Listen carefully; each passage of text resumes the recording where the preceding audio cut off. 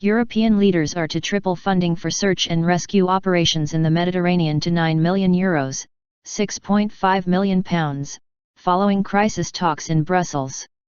The EU will also look at ways to capture and destroy smugglers' boats and deploy immigration officers to third countries, officials said. Several EU member states have committed ships and other resources. The summit came after an estimated 800 people died on a boat making the crossing on Sunday. Earlier, funerals for 24 of the victims were held in Malta. The number of people fleeing war and poverty in the Middle East and Africa has risen sharply in recent months. More than 35,000 are thought to have crossed from Africa to Europe this year, and some 1,750 have died while attempting the journey.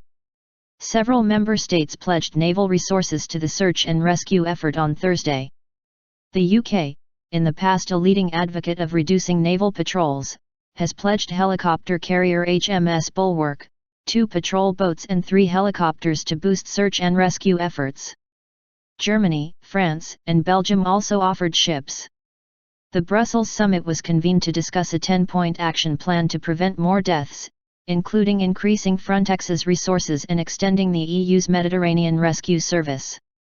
However, senior UN officials had described the EU plan as minimalist and called for creation of legal channels for safe migration, including for low-skilled migrant workers.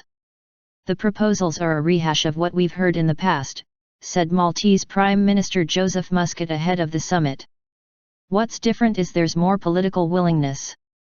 The EU had been criticized over the scope of Triton, its Mediterranean rescue service, which replaced the larger Italian Operation Mare Nostrum last year. Some EU members had said Mare Nostrum was too expensive and expressed concerns that it was encouraging more migrants. But human rights group Amnesty International said the decision to end Mare Nostrum had contributed to a dramatic increase in migrant and refugee deaths. The EU response to one of the worst refugee crises since World War II has been appalling, said Amnesty's UK director, Kate Allen. Europe has a bigger role to play than just closing its borders.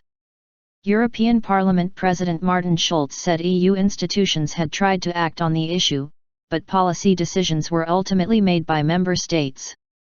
Italian prosecutors gathering witness testimony said the migrants who took the boat that capsized on Sunday had been kept on a farm outside the Libyan capital, Tripoli, for up to a month before embarking, and had paid smugglers $700 to $7,000, £465 to £4,465, each.